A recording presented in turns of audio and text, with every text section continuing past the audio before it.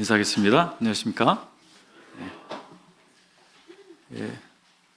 구석에 계신 분들도 잘 들리시죠? 맞습니까? 당신은 누구십니까? 이렇게 누군가 물어보시면 여러분 어떻게 대답하시겠습니까? 어디에 초점을 맞추느냐에 따라서 답이 달라질 것 같아요.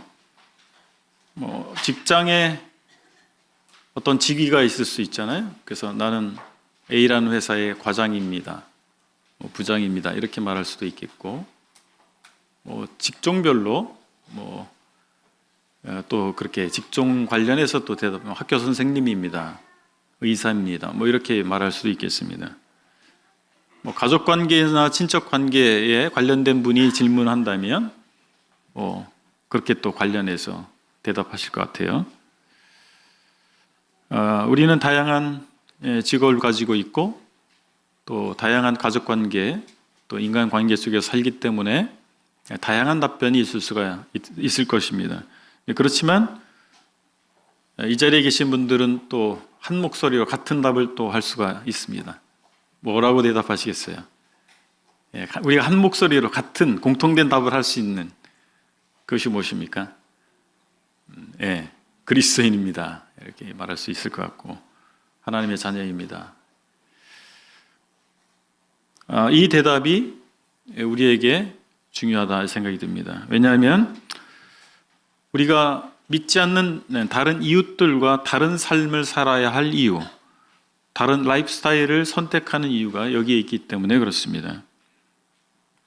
오늘은 그래서 여호수아 강의 5번째 시간으로 여호수아 5장 1절부터 12절의 말씀을 통해서 당신은 누구십니까? 라는 질문에 우리 스스로 답을 찾아보는 시간이 되기를 원합니다. 말씀은 여호수아 5장을 펴시고요. 당신은 누구십니까? 이 제목 하에 첫 번째 답할 수 있는 것은 우리는 하나님의 백성입니다 라고 하는 것입니다. 하나님께서 할례를, 이스라엘 백성에게 할례를 명하시는 장면이 나옵니다. 여호수아 5장 1절로 3절을 제가 읽겠습니다.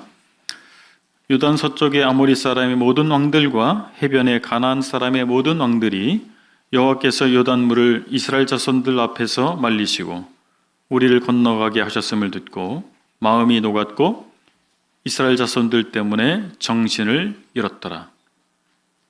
그때 여호와께서 여호수아에게 이르시되 너는 부싯돌로 칼을 만들어 이스라엘 자손들에게 다시 할례를 행하라 하시매 여호수아가 부싯돌로 칼을 만들어 할례산에서 이스라엘 자손들에게 할례를 행하니라. 정복 전쟁을 이제 시작을 해야 됩니다. 요단강을 우리 지난 시간에 살펴본 것처럼 요단강을 건너왔습니다. 요단강 동쪽에 있을 때는 아직 강이라고 하는 어떻게 보면 장애물 또는 방어 장치가 있기 때문에 가나안 땅에 있는 족속들과 직접적으로 부딪힐 일이 없었습니다. 그런데 이제 강을 건너왔기 때문에 가나안 족속들과 바로 전쟁을 할 수도 있는 그런 상황에 놓여 있는 것입니다. 어쩌면 그 기세를 몰아서 강을 건너왔고 또 가나안 족속들은 그 소문을 듣고 정신을 잃을 정도로 사기가 떨어져 있는 상태였기 때문에 그 기세를 몰아서 정복 전쟁을 수행한다면 바로 승리할 수 있는 그런 상황이 아니었을까, 그런 생각을 하게 됩니다. 공세를 취하기에 적합한 때, 저도 군사 전문가가 아니기 때문에 정확한 때는 알 수 없겠지만은 상황들을 파악하기 어렵겠지만 일반적인 상황에서 보면 뭔가 군사력을 강화시킬 수 있는 뭔가 준비를 한다든지 아니면 바로 기세를 몰아서 전쟁을 시작한다든지 그런 방법을 생각할 수가 있는데 하나님께서는 다른 것을 준비하도록 하셨습니다. 바로 할례를 행하는 거예요. 어쩌면 영적인 준비가 하나님 편에서는 더 필요하다고 여기셨을 것 같습니다. 할례를 요즘 말로 포경수술입니다. 포경수술을 하면 남자분들 하신 분들은 아시겠지만 걷기도 힘들 수도 있습니다. 상당히 행동하기 어려운 그 남자들이 전쟁을 수행해야 되는데 남자들이 행하는 이 수술이란 말이에요. 바로 적이 쳐들어올 수도 있는 것이고, 그리고 머지않아 전쟁을 수행해야 하는 상황에서 할례를 행하는 것은 적합하게 보이지 않습니다.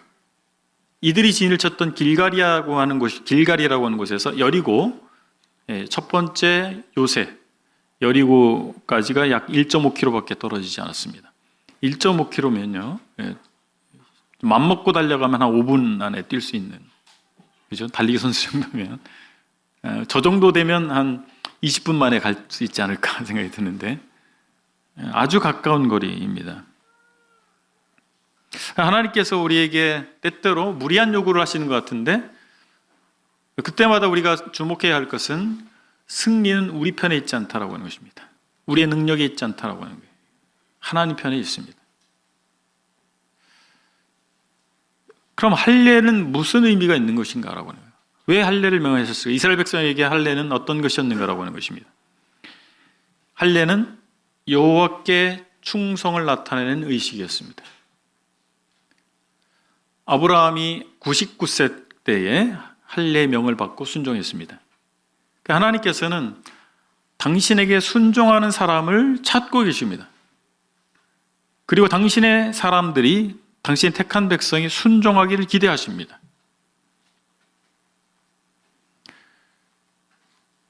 주변에 많은 신들이 있었습니다. 가나안 땅에 이미 토착 신들이 있었습니다. 그곳에 들어가야 됐던 거예요, 이스라엘 백성들이. 그래서 그런 많은 다른 민족들이 섬기고 있는 그 신이 아니라 여호와 하나님에게 충성하기를 원하신 것이죠. 그들이 하나님께 속해 있다고 하는 사실을 의식적으로 확인할 수 있게 되기를 바라신 것입니다. 그 증표가 바로 할례입니다. 여기 할례산이라고 되어 있잖아요. 할례산. 할례를 행한 곳이기 때문에 할례산이라고 부를 만했습니다. 그곳의 지명이 뒤에 살펴보겠지만 길갈입니다. 자, 그렇다면 우리는 하나님의 백성입니다 라고 했을 때 우리의 정체성은 바로 하나님께 대한 순종에 있습니다. 그래서 우리는 하나님께 순종하는 정체성을 분명히 해야 될 것입니다. 이게 4절부터 보면 그 장면이 이유가 나오는데, 할례를 행한 여호수아가 할례를 시행한 까닭은 이것이니 애굽에서 나온 모든 백성 중 남자 곧 모든 군사는 애굽에서 나온 후 광야길에서 죽었는데 그 나온 백성은 다 할례를 받았으나 다만 애굽에서 나온 후 광야길에서 난 자는 할례를 받지 못하였습니다. 6절입니다. 이스라엘 자손들이 여호와의 음성을 청종하지 아니하므로 여호와께서 그들에게 대하여 맹세하사 그들의 조상들에게 맹세하여 우리에게 주리라고 하신 땅 곧 젖과 꿀이 흐르는 땅을 그들이 보지 못하게 하리라 하심에 애굽에서 나온 모든 족속 곧 군사들이 다 멸절하기까지 40년 동안을 광야에서 헤매었더니 7절입니다. 그들의 대를 잇게 하신 이 자손에게 여호수아가 할례를 행하였으니 길에서는 그들에게 할례를 행하지 못하였으므로 할례 없는 자가 되었음이었더라. 앞서 말씀드린 것처럼 할례는 하나님께 순종하는 사람이라는 징표였습니다. 지금 가나안 땅을 정복하려고 하는 요단강을 도하한 이 이스라엘 백성은 출애굽 2세대입니다. 광야 여정에서 할례를 행하지 않았어요. 그들의 앞세대, 출애굽 1세대는 하나님의 백성으로서 하나님의 구원하시는 역사하심을 체험한 사람들이에요. 홍해를 건넜지 않습니까? 그럼에도 불구하고 그들은 불신했습니다. 그리고 자신들이 애굽 땅에서 행했던 그 할례를 자신들의 후손에게 행하지 않았어요. 여러 가지 아까 힌트가 있긴 합니다만 광야길에서 할례를 행하지 않았다. 그런 이유가 있을 수도 있겠습니다만 그들은 할례 받은 백성이었습니다. 할례 받은 사람들이었어요. 그리고 하나님의 구원의 역사를 경험했습니다. 그러나 불신했습니다. 아마 그것이 그 후손들에게 할례를 행하지 않은 큰 이유가 아닐까, 저는 그렇게 생각이 듭니다. 어쨌든 하나님의 백성이라고 하는 징표가 다음 세대에 전달되지 않았어요. 그래서 지금 이제 가나안 정복을 해야 되는 이 세대는 할례 없는 사람들이 됐습니다. 1세대는 어떻게 됐습니까? 하나님의 선고가 있었습니다. 반역한 20세 이상의 세대가 광야 방랑 중에 모두 죽을 것이라고 하는 하나님의 선고가 있었고, 그 실제로 40년 동안 이루어졌습니다. 다 죽었습니다. 그리고 이제 전혀 새로운 세대가 이 가나안 입성을 한 것입니다. 하나님께서는 이제 이 새로운 세대가 할례 없는 백성으로서 이스라엘 그들에게 하나님께서 약속으로 주신 땅을 정복하는 사람이 되기를 원하지 않으셨습니다. 할례를 행한 하나님의 선민의 자격으로서 그 징표를 가지고 가나안 땅을 정복하기를 원하셨던 것입니다. 하나님께서 이제 새로운 세대가 하나님을 믿고 순종하는 자들이 되기를 기대하신 것입니다. 그들의 선배들은, 그 앞세대들은 그렇지 않았습니다. 이 할례를 행할 때 무방비 상태가 되지 않겠습니까? 자유로운 가운데서도 적과 싸워서 이기기가 쉽지 않은데 이제 무방비 상태가 된다면 어떻게 되겠어요? 근데 다행스러운 것은 이 앞구절에서 가나안에 살고 있었던 족속들의 마음 상태입니다. 공포에 질려 있었습니다. 왜 그들이 공포에 질렸습니까? 하나님의 역사를 봤기 때문에 그래요. 그럼 그들이 공포에 질렸고 감히 이스라엘 공격할 엄두를 내지 못하게 됐던 것은 누구 때문이었습니까? 하나님 때문에 그랬던 것입니다. 결국에는 이스라엘 백성이 할례를 행했지만 무방비 상태가 됐지만 그들이 적의 공격을 받지 않도록 하신 분은 하나님이십니다. 그들이 뭔가 준비를 하고 방어태세를 잘 갖추고 이래서가 아니고 하나님께서 그들과 함께 하셨다는 사실을 그들이 봤기 때문에, 이방 민족들이 봤기 때문에 감히 엄두를 내지 못했던 것입니다. 그래서 주권이 누구에게 있는가 우리가 잊어서는 안 될 것입니다. 주권이 누구에게 있는가. 그래서 우리는 나에게 초점을 맞출 것이 아니라 하나님께 초점을 맞춰야 됩니다. 이제 우리는 하나님의 백성으로서 우리 마음의 징표를 둬야 됩니다. 이스라엘 백성들은 그들의 몸의 징표를 뒀습니다. 그렇다면 우리는 우리 마음에 그 징표를 둬야 됩니다. 하나님께서 신명기 10장 16절에 이스라엘 백성을 향해서도 이렇게 말씀하셨어요. 그러므로 너희는 마음에 할례를 행하고 다시는 목을 곧게 하지 말라. 신약에서 교회를 향해 바울의 입을 통해서 이렇게 말씀하셨습니다. 오직 이면적 유대인이 유대인이며 할례는 마음에 할지니 영에 있고 율법 조문에 있지 아니한 것이라. 그 칭찬이 사람에게서가 아니요 다만 하나님에게서니라. 우리 마음이 중요합니다. 우리 마음에 무엇이 있는가를 확인할 필요가 있습니다.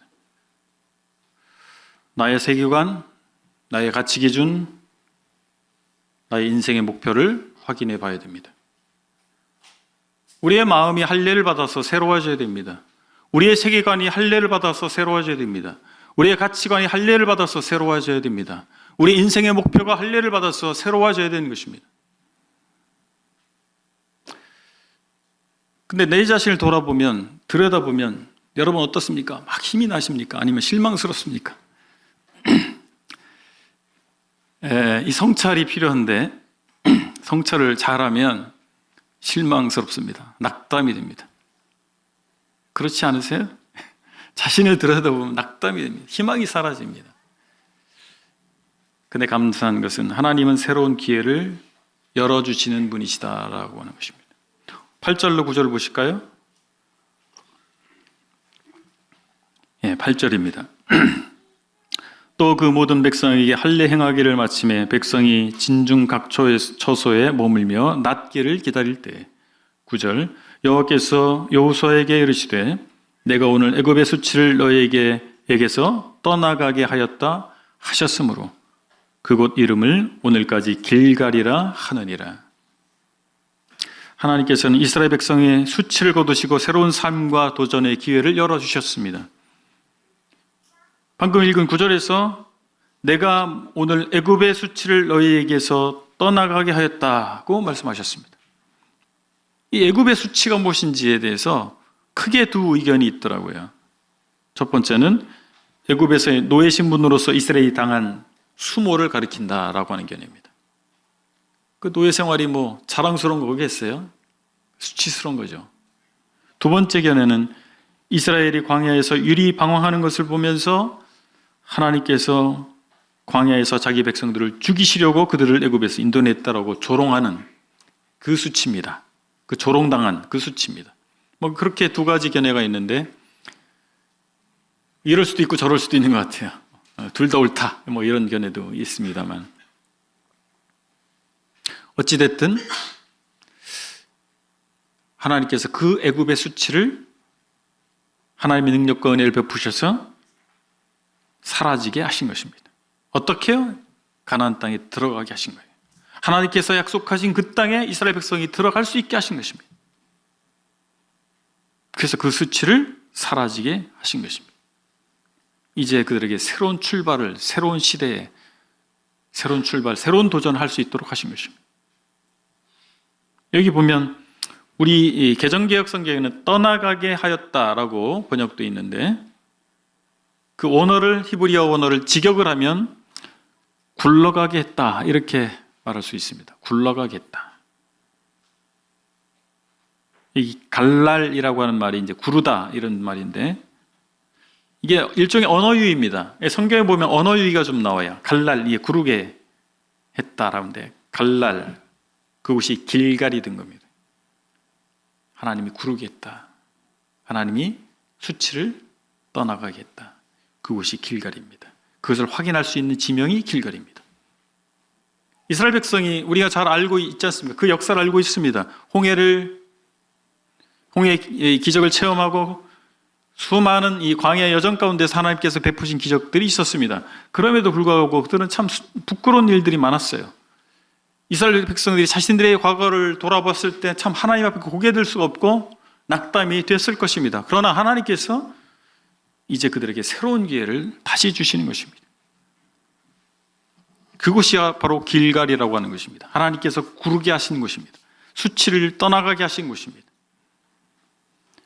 하나님께서 우리를 부르시고 새롭게 하심으로 새로운 인생의 기회를 주셨잖아요. 우리가 처음 믿을 때 믿기 전에 과거에 대해서 묻지 않으십니다. 그리고 새로운 기회를 주셨습니다. 그런데 안타까운 것은 우리가 예수님을 믿은 다음에 신앙을 가진 이후에도 또 그럴 때가 있어요.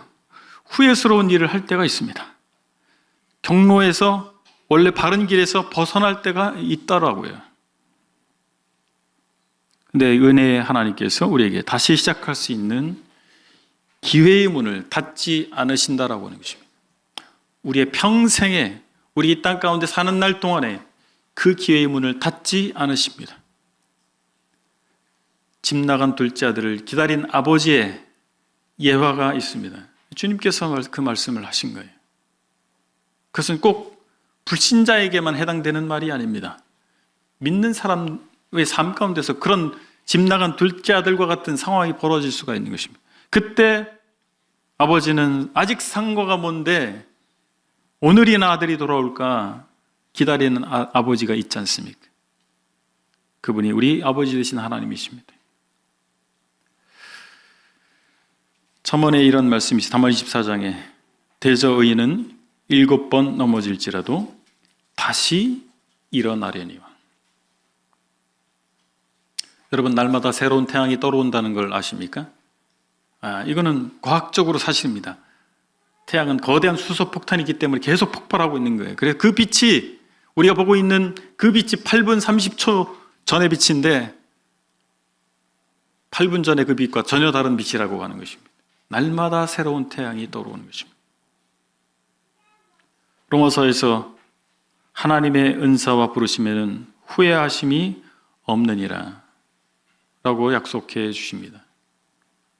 우리가 연약함에도 불구하고 하나님께서 우리를 부르신 것에 대해서, 우리를 세상에서 부르신 것에 대해서, 또 우리에게 소명을 주신 것에 대해서 후회하심이 없습니다. 우리는 후회하잖아요. 어떤 형제를 내가 믿고 뭘 맡겼는데, 어떤 자매에게 뭘 믿고 맡겼는데, 기대를 했는데 그만큼 기대에 충족하지 못할 때 후회하잖아요. 괜히 시켰나? 괜히 불렀나? 근데 하나님께서는 후회함이 없다. 이 얼마나 어려운 말씀입니까? 하나님께서 후회하지 아니하시고 그 목적대로 우리의 삶 가운데 역사하셔서 이끌어 가신다라고 하는 것입니다. 저와 여러분들에게도 영적인 길갈이 있는 것입니다. 이스라엘 백성의 길갈이 있었던 것과 같이 새로운 길을 여시는 애굽의 수치를 굴러가게 하신 길갈이 있었던 것과 같이 저와 여러분들에게도 영적인 길갈이 있는 것입니다. 당신은 누구십니까? 라고 한 질문에 두 번째 답변할 수 있는 것은 우리는 예배자입니다. 10절에 보니까 또 이스라엘 자손들이 길갈에 진쳤고 그달 14일 저녁에는 여리고 평지에서 유월절을 지켰으며 이렇게 기록되어 있습니다. 유월절은 어떤 날이었습니까? 이스라엘 백성의 승리의 해방의 기념일이었던 것입니다.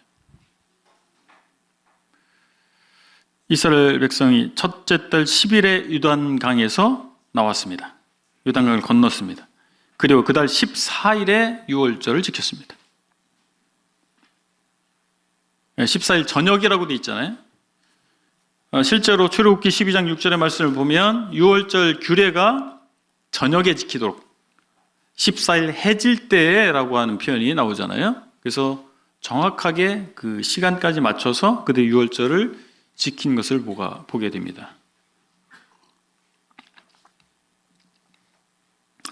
이때 이 길갈에서 이스라엘 백성들이 유월절을 지킨 것은 역사적으로 세 번째 지킨 것입니다. 첫 번째는 출애굽 직전에 지켰습니다.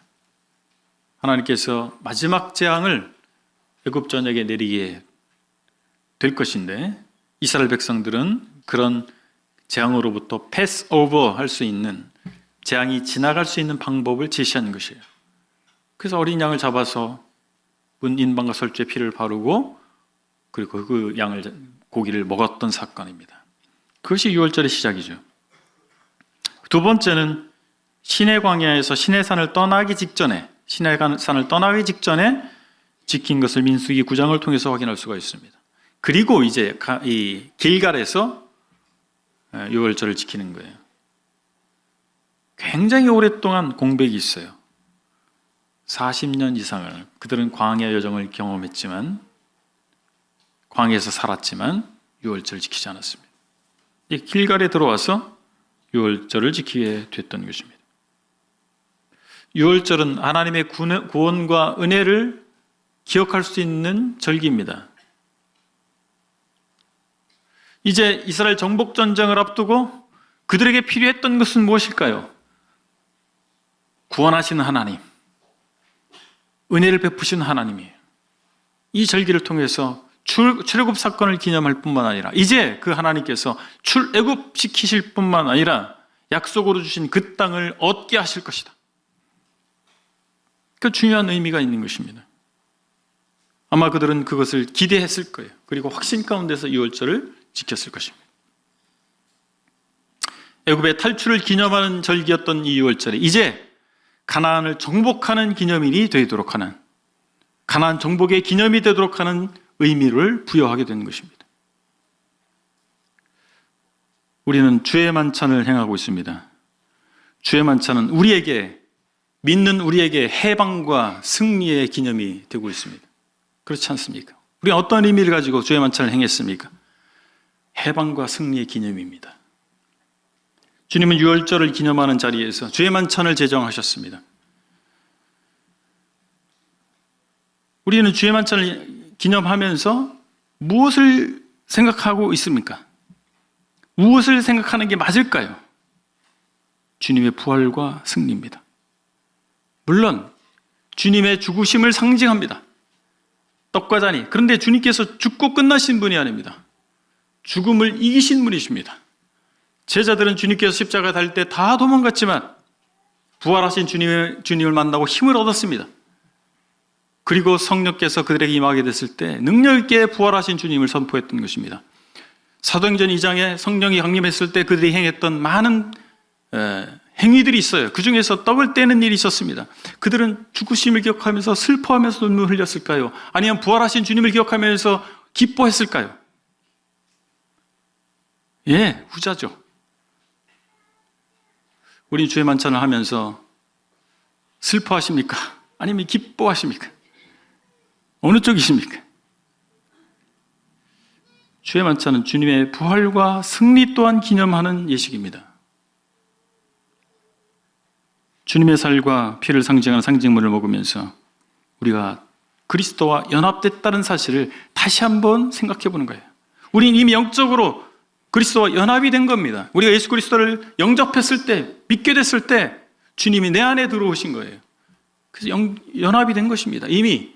근데 주님의 살을 상징하는 떡을, 주님의 피를 상징하는 포도주 잔을 마시면서 그 사실을 다시 한번 생각해 보는 것입니다. 아, 그렇지. 내가 주님과 연합되었지. 주님의 죽으심과 연합되었지. 주님의 부활과 연합되었지. 주님의 승리하심과 연합되었지. 그것이 주의 만찬입니다. 매주일 첫날 한 주를 시작하는 그날에 오늘이 2주간의 첫 번째 날이지 않습니까? 이 날에 우리가 모여서 주의 만찬을 통해서 우리가 확인하고 기념해야 할 것이 무엇입니까? 부활입니다. 주님의 승리하심입니다. 우리가 해방된 사건입니다. 그리고 우리 이제 사역지로 나가는 거예요. 한 주를 시작하는 것입니다. 우리 각자의 사역지가 있습니다. 각자의 일터는 우리의 사역지 아니겠습니까? 사역지로 나가는 것입니다. 주님 의지하고 나가시는 것입니다. 길갈에서 유월절을 기념하고 그들을 해방하신 하나님, 그들에게 승리를 주신 하나님을 의지하고 이제 정복전쟁을 나가야 할 이스라엘 백성과 동일하게 우리 오늘날의 하나님의 선민으로서, 하나님의 백성으로서 우리 삶의 현장에 승리를 주신 하나님을 기억하면서 나가야 되지 않겠습니까? 하나님께서 우리 교회에 주신 사명이 있고 우리 각자에 주신 사명이 있습니다. 우린 주의 만찬을 통해서 이 사명을 다시 기억하는 것입니다. 이미 승리하신 우리 주님께서 우리 삶 가운데서, 우리 사역의 현장 가운데서도 승리를 주실 것이다. 우리가 정말 주의 만찬을 제대로 기념한다 할 것 같으면 우리는 기쁨 가운데서 우리 삶을 살아가게 될 것이고 주님의 승리를 경험하는 우리가 될 것입니다. 당신은 누구십니까? 라고 하는 제목 마지막 세 번째 답변은 하나님은 우리를 인도하신다라고 하는 것입니다. 11절 12절을 읽어보겠습니다. 유월절 이튿날에 그 땅에 소산물을 먹되 그날에 무교봉과 볶은 곡식을 먹었더라. 또 그 땅에 소산물을 먹은 다음 날에 만나가 그쳤으니 이스라엘 사람들이 다시는 만나를 얻지 못하였고 그 해에 가나안 땅의 소출을 먹었더라. 흥미로운 장면입니다. 하나님께서 광야에서 만나를 주셨잖아요. 광야는 어떤 곳입니까? 풀 한 포기가 없어요. 제가 광야 체험을 해봤거든요. 물을 구할 수도 없어요. 먹을 것이 있을 수가 없죠. 광야에서. 하나님께서 전적인 하나님의 은혜로 먹을 것을 주신 것이 만나입니다. 그런데 만나를 광야에서 먹이시다가 이제 그 땅의 소산을 먹도록 하신 거예요. 이 중대한 전환점이 이곳에서 일어나는 것입니다. 여기 11절에 언급한 소산이라고 하는 말하고 무교병, 이 공통점이 뭐가 있습니까? 그 땅에서 난 식재료입니다. 그 땅에서 난 식재료로 만든 음식이에요. 포인트가 여기에 있습니다. 아주 단순한 음식입니다. 물론 유월절이니까 유월절과 이어지는 절기가 무교절이잖아요. 그래서 무교병을 먹는 것, 그렇게 연상할 수도 있겠지만 그 상황에서 뭐 이렇게 조리를 제대로 할 수 있고 뭐 그렇게 그 상황이 그렇게 요구되지 않았던 거 아니겠습니까? 요단강을 건너갈 때 보리 추수기였다는 거예요. 시기적으로. 그래서 그 땅에 원래 살던 원주민들이 가꿨던 밭에서 보리를 얻었든지 아니면 야생 보리를 얻었든지 그건 잘 모르겠어요. 어찌됐든 간에 그 땅에 있는 소산을 통해서 식재료를 가지고 음식을 만들어, 단순한 음식을 만들어 먹었다라고 하는 것입니다. 만나가 아니라, 중요한 건 만나가 아니라 그 땅의 소산을 먹게 됐다라고 하는 것입니다. 새로운 음식, 그리고 새로운 땅입니다. 그들의 패러다임이 바뀐 거예요. 광야의 패러다임에서 이제 약속의 땅이라고 하는 패러다임으로 전환이 된 겁니다. 그 패러다임 시프트라고 하잖아요. 만나는 광야의 음식이고 하늘의 음식이었습니다. 그러나 이제 이스라엘 백성이 사람 사는 땅, 출애굽기 16장 35절에 보면 그 땅을 사람 사는 땅이라고 했어요. 사람 사는 땅 가나안에 이르러서 땅에서 생산되는 곡식을 먹을 수 있게 된 것입니다. 그렇기 때문에 더 이상 만나의 이적은 필요치 않았습니다. 하나님은 당신의 백성을 변함없이 인도하시고 그들의 필요를 공급해 주십니다. 그런데 때에 따라서 그 방식이 달라집니다. 그 백성이 광야에 있을 때는 만나를 주셨지만 이제 약속하신 땅에 그 백성이 들어가게 되니까 만나를 주지 아니하시고 그 땅의 소산을 먹도록 하신 것입니다. 지금 하나님께서는 우리를 어떻게 인도하십니까? 이 질문에 답을 얻기 위해서는 우린 시대의 흐름을 읽을 수 있어야 됩니다. 그리고 그 변화 속에서 변하지 않는 사명과 성경적 원리를 어떻게 적용할 것인가? 이것을 우리가 살펴야 됩니다. 이것이 우리의 숙제 아니겠습니까? 패러다임이 바뀌는데 이 달라진 패러다임에서 하나님께서는 어떻게 인도하시는가?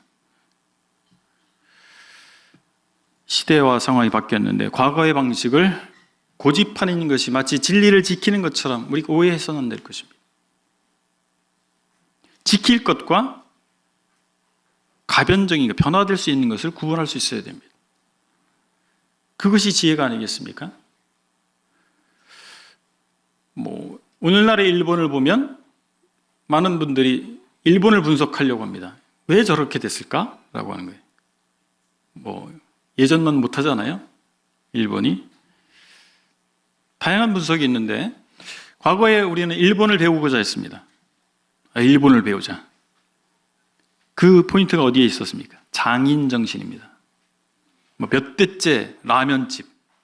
라면집인데 몇 대째, 우동집 몇 대, 3대째 우동집. 이런, 그래서 하나를 해도 제대로 만들어내는 그런 일본 사람들의 장인 정신이 일본을 기술 선진국으로 만들었습니다. 그래서 우리도 배웁시다. 우리도 배우자. 과거에 그렇게 했습니다. 그런데 디지털 혁명이 일어나면서 바뀌었어요. 판도가 바뀌었습니다. 과거의 일본이 아니에요. 디지털에 초점이 있었습니다. 아날로그적인 시대에서는 그렇게 하는 것이 맞아요. 하나를 만들어도 정말 우수한 제품, 정말 그 견고한 제품, 이것이 맞았어요. 근데 디지털화가 되면서 어떻게 됐습니까? 새로운 걸 원하는 거예요. 계속 새로운 것이, 엄청나게 빠른 속도로 새로운 것이 쏟아져 나옵니다. 그래서 A라고 하는 제품이 엄청 품질도 좋고 견고해요. 근데 더 이상 A라는 제품을 원하지 않아요. 전혀 새로운 제품이 나왔거든요. 그 패러다임의 전환에 적응하지 못한 것입니다. 따라가지 못한 것입니다. 우리가 생각해 봐야 되는 것입니다. 패러다임은 어떻게 변화되고 있는가? 이 세상은 어떻게 변화되고 있는가? 영적 환경은 또 어떻게 바뀌어지고 있는가라고 하는 것입니다. 그래서 오늘날 우리가 마주한 세상을 우리가 분석해 봐야 됩니다. 그리고 그 세상을 향해서 어떻게 복음을 전할 것인가? 어떻게 신앙 공동체인 교회를 세워야 할 것인가에 대해서 답을 얻을 수 있어야 될 것입니다. 이때 중요한 것이 변하지 않는 성경 가르침의 본질과 오늘날 그것을 적용하는 방식의 차이입니다. 우리는 지상대 위임령, The Great Commission을 받았습니다. 이것을 순종하기 위해서 오늘 이웃들에게 어떤 방식으로 다가갈 것인가라고 하는 것입니다. 어떤 방식이 더 효과적인가라고 하는 것입니다. 이것을 찾아봐야 되는 것이죠. 복음을 전하는 사명은 변하지 않는 것입니다. 그러나 어떤 방식으로 할 것이냐라고 하는 것입니다. 신앙 공동체의 운영은 어떤 식으로 할 것이냐라고 하는 것입니다. 그것은 가변적인 것이 아니겠습니까? 패러다임 시프트입니다. 이스라엘 백성 역사 가운데서 하나님께서도 그런 패러다임의 전환을 보이셨어요. 우리 가운데서, 교회 가운데서도 있다라고 하는 것입니다. 그것을 우리가 확인해 봐야 됩니다. 오늘의 교훈을 정리하겠습니다. 우리는 하나님의 백성이라고 하는 사실을 수시로 재확인해야 될 것입니다. 여기서 우리의 살아가는 이유와 삶의 방식이 결정되기 때문에 그렇습니다. 나는 누구인가? 나는 하나님의 백성이지. 나는 어느 회사의 과장이기 전에 나는 하나님의 백성이지. 나는 학교 선생님이기 이전에 하나님의 백성이지. 나는 가정주부이기 이전에 하나님의 백성이지. 이것을 확인해야 됩니다. 재확인할 필요가 있습니다. 두 번째로 우리는 예배자로서 책임을 다해야 됩니다. 하나님께서 우리를 해방하시고 승리케 하신 분이심을 기억해야 됩니다. 그럴 뿐만 아니라 그 하나님을 의지하고 삶의 현장에서 새로운 승리를 얻기 위해서 나가야 될 것입니다. 마지막으로 하나님께서 이 시대에 우리에게 보여주시는 길을 확인할 필요가 있는 것입니다. 하나님은 변함없이 인도하시지만 그 방식이 시대와 상황에 따라서 다를 수 있다는 사실을 우리가 염두에 둘 것입니다. 오늘 우리가 마주한 패러다임을 바라보면서 우리에게 주신 사명을 어떻게 이루어갈 것인가를 하나님의 인도하심을 전제로 고찰해야 될 것입니다. 기도하시겠습니다. 아버지 하나님, 하나님께서 이스라엘 백성을 인도하시는 과정에서 사람으로서 이해할 수 없는 할례를 요구하시고 또 이스라엘 백성이 유월절을 통해서 하나님의 승리를 기념했던 것을 보았습니다. 아버지 하나님, 저희 삶의 여정에서도 하나님께서 주권자이심을 저희가 고백하기를 원하시고 그 하나님께 순종함을 통해서 하나님이 주시는 승리를 맛보기를 원하시는 것을 기억할 때 감사를 드립니다. 아버지 하나님, 이 시대에 저희를 부르셨습니다. 하나님 부르신 목적을 저희가 계속해서 확인할 수 있게 하시고 하나님의 목적이 저희 삶 가운데서 저희 공동체 가운데서 이루어지기를 소망합니다. 감사합니다. 예수 그리스도 이름으로 기도했습니다. 아멘.